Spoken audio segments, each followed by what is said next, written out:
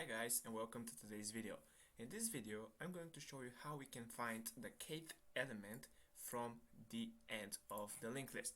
Now in the last video we covered basically how to implement a node, how to implement a linked list class, and also we implemented the add function, which is basically pushing an element onto the last of the list, onto the end of the list.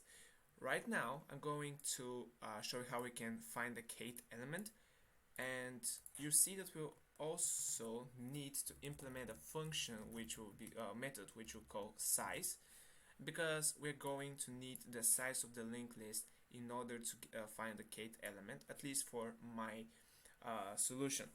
So I'm going to walk you through how we can actually do that. Right now, what I mean by finding the kth element. Let me open Paint. So here I have this simple example. So I've got the linked list, which is 1, 2, 3, and 4. Let me change my color. So 1, 2, 3, 4. And then 4 is pointing to no. So we've got that. Then when we say find the kth element, this is going to be the name of our method. And then when we say 2, what we really mean is give me the second element from the last element. So that would be 3, right? This would give us 3 because 4 is our last element and we're getting the second of the last, which happens to be 3. And then if we said find the kth element, which would be 3, then we would get 2 as a value, right? So it will go here. It's going, this is the first one, this is the second one, and this is the third one. So that's what we're going to be implementing. Now let's jump right into the code implementation of it. Now let's just return -1 for now. Right now, there are many ways of doing that. The one that I thought of would be, so what if we get the size of this linked list, right? So let's say this linked list.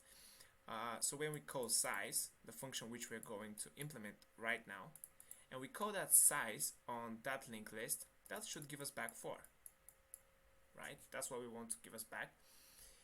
Right, so when this gives us back 4, let's say we say find kth element 2, right? So that would be the second element. So that would be find kth element. And then what if we say 4 minus 2, that would give us 2. And that would give us basically the element that we want to get, which would be 3. And when we get 2 in that case, we will use that 2 as a counter. Right? So it will start from 2, and then we're going to start looping from the beginning of the loop of the linked list, and then until counter is not 0, move the pointer to the next one. When we move that, decrement counter by 1. So then the next time counter is going to be equal to 1, right? So now here is going to be the counter in that case. So counter is going to be 1, and then again we are moving our temporary head, right? So now it was there, but now we're going to move it here because counter is still not 0, it's 1, right? It's 1. So it's going to come here where the element that we want to get is. So when we say again find kth element 2, that should give us 3 back. So that's where we are currently. And when we arrive here, right, every time we move our temporary head, we decrement 1 from counter. So that would be 0 now. And when that's 0, it's not going to jump. Now it's not going to loop anymore because again counter is 0. So it's going to stop at 3, and 3 happens to be the element which is the kth element from the end of the list, right? So just like we did here, when we call 2, it should give us back 3. And when we get the size, then we decrement it from the kth element that we want to find. Then it's going to give us back the result, and that result is going to be stored in a temporary counter variable, which we are going to be decrementing every single loop, every single time we move the pointer, and until that is not 0, then keep moving that. So you can pause the video now, try to implement that whatever I have said here, and you know give it a try. And if you couldn't do it, or even if you could do it, jump back to the video and see how I did it, right? So all right, let's do it. Where's my, there we go. So let's open that and let's implement it. Now again, what we want, I'm going to comment that for a second, but what I said was int counter, right? This is going to be the counter, and this is going to be equal to the size, which we haven't yet implemented. That's why that's in a comment. So we want to get the size of the linked list, and we want to minus it by the k, and the k, right, is basically either 1, 2, or the kth element. So we've got that, and now let's jump to the size function and let's implement it really quickly. That should be a bit straightforward. So let's have our base case really quickly. So that would be like if head is equal to null, then we just want to return -1. So I'm going to delete now this, and I'm going to say well, we don't need else here. So I'm just going to say create a node, which is going to be called the temporary head. We already covered this in the last video, so if you're not sure why we need to create a temporary head in this case, then feel free to watch my last video. Otherwise, this would be a bit confusing. Anyway, so we have created our temporary head, and now let's create our counter here. Now this counter is not going to be the same as that one. Don't get confused. This is going to be keeping track of the number of elements. So how is that going to be implemented? Well, it's actually pretty straightforward. We're just going to loop, and we're going to say temporary head is not equal to null, right? We want to increment the counter by 1, and we also want to move the temporary head to the next element. Oops, that's not C++, but just dot. There we go. So now what we did was we moved the temporary head to the next element, and we also added 1 to counter. Now when this has finished, once we have reached the last node, we simply want to return the counter.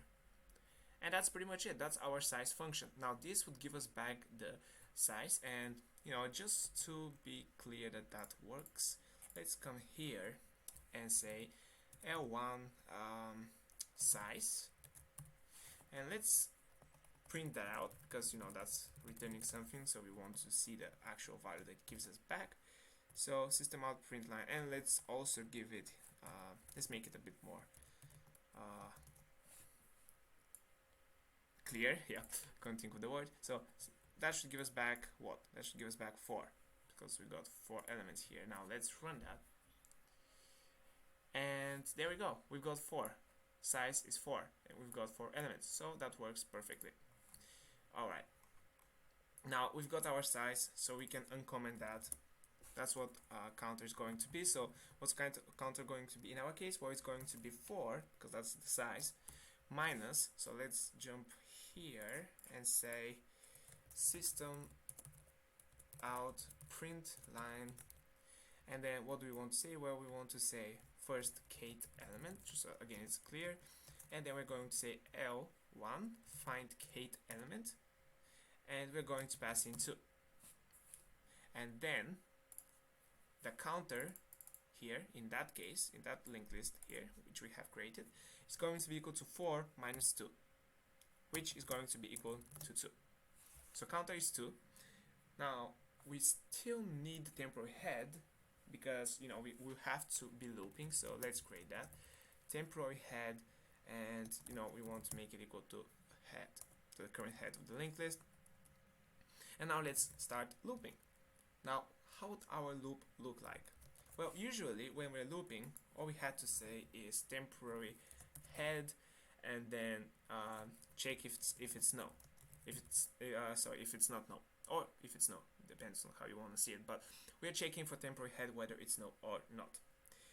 However, there's one more thing that I want to add here, which is going to be actually crucial for our case, and that is if the temporary head is not no, and the counter is not no, sorry, it's not 0, because if we jump back here, that's what basically determines the last element that we want to stop looping at. If we didn't have this counter condition here, then it would simply go to the end of the linked list.